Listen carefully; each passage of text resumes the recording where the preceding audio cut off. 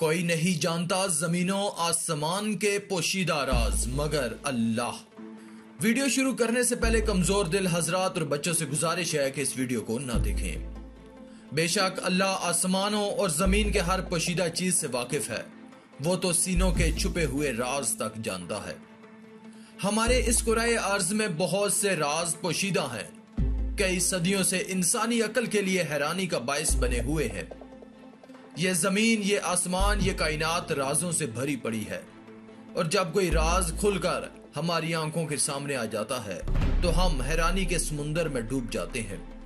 आज की इस वीडियो में आपको दिखाएंगे एक ऐसी मखलूक जिसे देखकर आपके रोंगटे खड़े हो जाएंगे। तो चलिए शुरू करते हैं आज की ये वीडियो। नए आने वाले दोस्त चैनल को सब्सक्राइब कर दें और बगल में मौजूद घंटी को भी दबा दें। शुक्रिया। दोस्तों, आपने मूवीज में ड्रैगन को तो देखा होगा और एक बहुत बड़ी जिसामत वाला जानवर अपने मुंह से आग उगलता हुआ।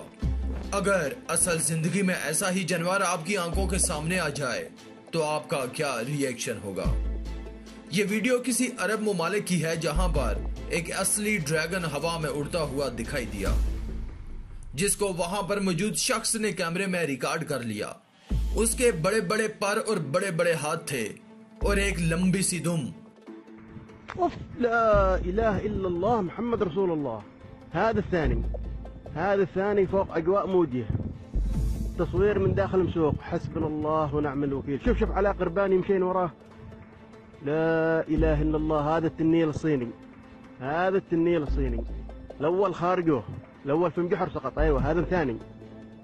لا إله إلا الله محمد رسول الله. شوف وين رايح له؟ هذا بيدلف على مران اعتقد، الان فوق حصون ال صالح। लेकिन कुछ टाइम बाद ये जानवर वहां पर मरा हुआ मिला, जिसमें ये साफ देखा जा सकता है कि ये बिल्कुल ड्रैगन की तरह का है। इसके बहुत मजबूत हाथ और नाखन हैं और गर्दन पर सींग नमा कांटे लगे हुए हैं और मुंह के दांत बहुत ही शार्प और नोकीले हैं। لا إله إلا الله محمد رسول الله.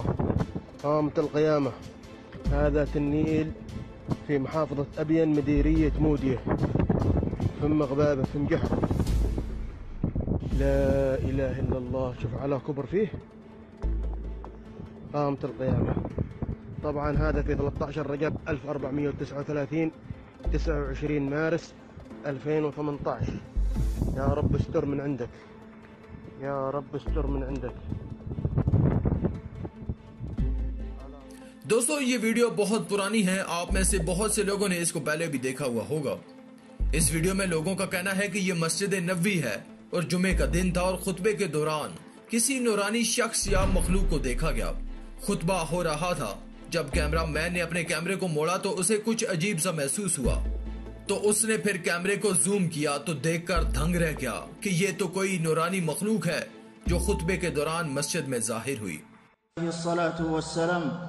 من جلس في مجلس كثر فيه لغطه ثم قال قبل أن يقوم سبحانك ربنا وبحمدك لا إله إلا أنت أستغفرك وأتوب إليك غفر له ما كان في مجلسه ذلك. رواه النسائي.